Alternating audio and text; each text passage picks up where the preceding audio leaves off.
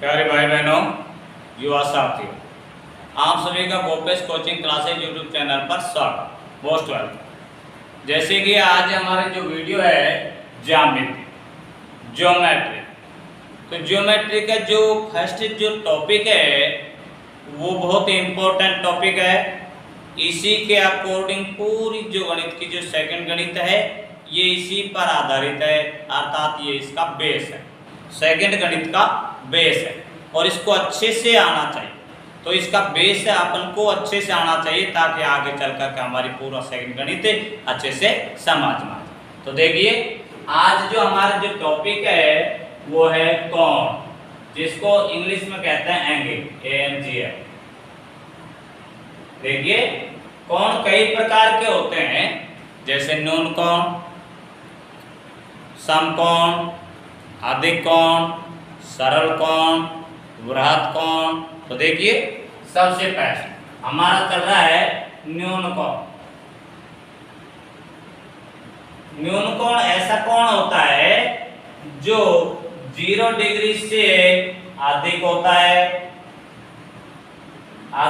है तथा 90 डिग्री से छोटे कोणों को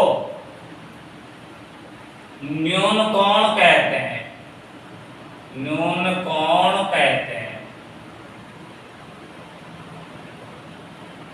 जैसे 30 डिग्री, 60 डिग्री, 75 डिग्री और 89, ऐसे कोण जो 90 डिग्री से छोटे होते हैं और 0 डिग्री से अधिक होते हैं, ऐसे कोणों को न्यून कोण कहते हैं। नंबर दूसरा आता है समकोण।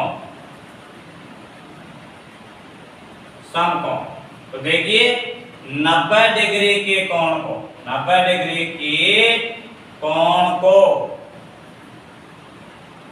समकोण कहते हैं। 90 डिग्री के कोण को समकोण कहते हैं।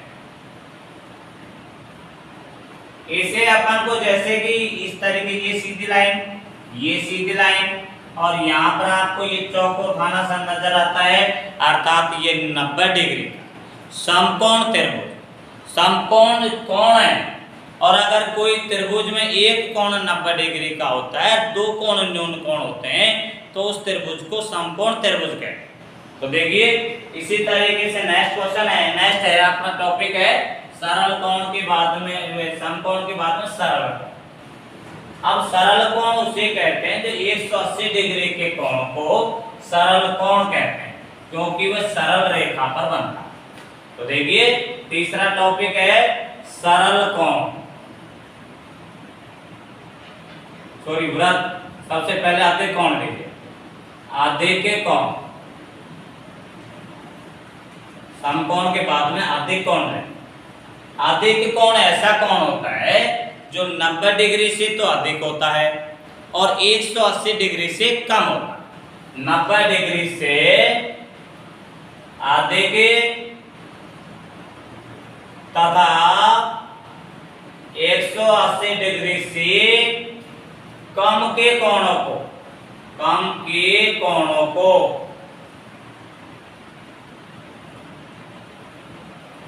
अधिक कोण कहते हैं, अधिक कोण कहते हैं। जैसे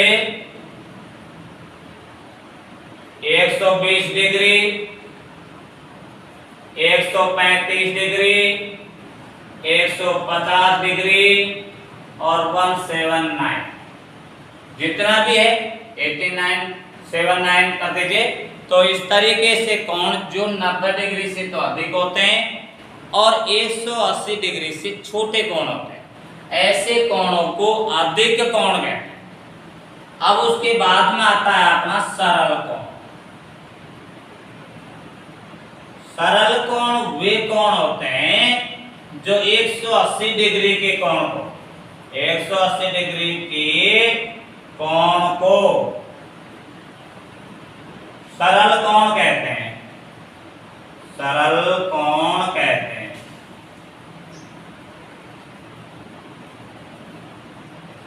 जैसे जैसे ये आपकी कोई भी सरल रेखा है जिस पर ये कोई भी एंगल बनता है वो अपना 180 डिग्री का एंगल बनता है। जो किसी सरल रेखा पर बनने वाले कोण को सरल कोण कहते हैं, इसीलिए इसका नाम सरल कोण बन गया, क्योंकि सरल रेखा पर बनता 180 डिग्री के कोण को सरल कोण कहते हैं। अब उसके बाद में आता है अपना वृहत कोण। वृहत कोण ऐसा कोण है जो 180 डिग्री से तो अधिक होता है और 360 डिग्री से कम होता है। वृहत कोण, वृहत कोण तो देखिए 180 डिग्री से अधिक तथा 360 डिग्री से कम के कोणों को वृहत कोण कहते हैं। वृहत कोण कहते हैं। वृहत कोण कहते हैं। जैसे आपके पास में ये कोई भी है, मान लीजिए कि ये आपके पास में 80 डिग्री यानी कि ये जितना भी है 181 डिग्री है या 120 डिग्री है, तो देखिए आपके पास में इस तरीके से कोई भी कोण बन जाता है। ये तो ये कोण जो बनता है इसे वृहत कोण कहते हैं। वृहत कोण इस तरीके से जो बनने वाला जो कोण होता है इसको वृहत कोण कहते हैं। अब इसके बाद में वृहत कोण के बाद में आता है हमारे पास में पूरक कोण। देखिए पूरक कोण क्या होता है कि जब दो कोणों का योग 90 डिग्री होता है तो ऐसे कोणों को पूरक कोण कहते हैं। पूरक कोण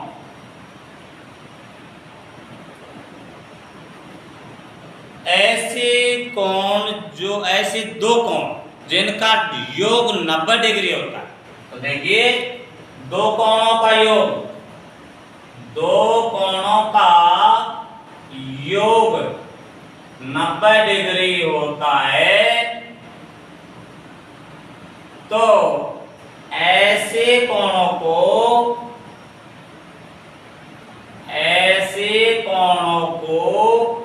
पूरक कोण कहते हैं। पूरक कोण कहते हैं। जैसे पूरक कोण युग्म, पूरक कोण युग्म। जैसे एक कोण आपके पास में 45 डिग्री का है तो दूसरा कोण भी आपका 45 डिग्री का हो जाएगा। क्यों कि जब अपन को एक कोण दे रखा है तो दूसरा कोण ज्ञात करना है तो पहला कोण जो दे रखा है उसको 90 में से माइनस कर दीजिए तो दूसरा कोण युग्म आ जाएगा। इसी तरीके से जैसे एक कोण अपन को दे दिया 30 डिग्री 30 डिग्री का और दूसरा कोण युग्म अपन को ज्ञात करना है तो 30 डिग्री को 90 में घटा दीजिए, जो आता है वो इसका दूसरा कोण युग्म आ जाएगा 60 डिग्री। तो इस तरीके के जो कोण होते हैं जिनका दोनों कोणों का टोटल 90 डिग्री होता है ऐसे कोणों को पूरक कोण कहते हैं। फिर है समपूरक कोण। समपूरक कोण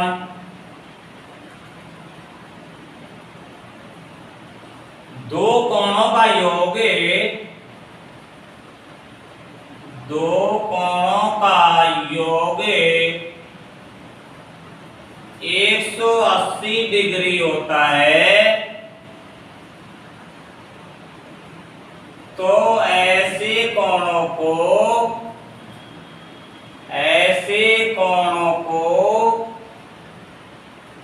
समपूरक कोण कहते हैं। समपूरक कोण कहते हैं।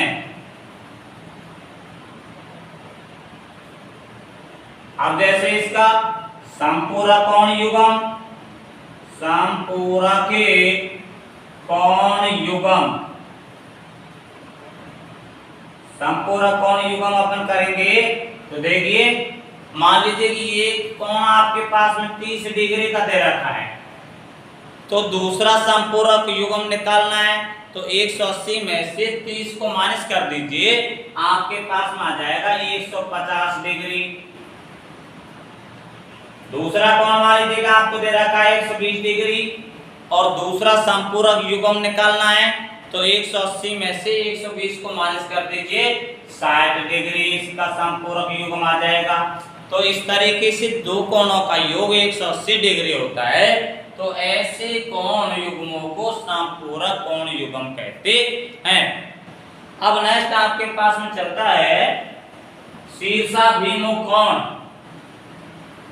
शीर्षाभिमुख कोण, जब दो तिर्यक रेखाएं किसी बिंदु पर काटती हुई गुजरती है, तो उनके आमने सामने के जो कोण बनते हैं वे समान होते हैं। ऐसे कोणों को शीर्षाभिमुख कोण कहते हैं। अब ये आपके पास जैसे ये शीर्षा भी मुख कोण, शीर्षाभिमुख कोण। तो देखिए जब भी कोई दो तिर्यक रेखाएं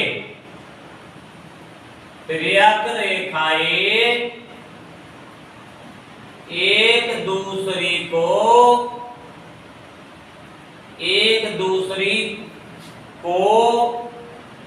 काटती हुई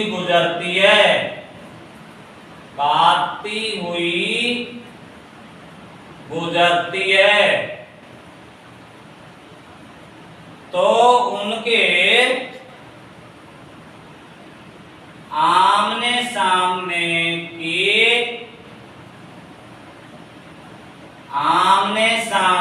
के कोण समान होते हैं। ऐसे कोणों को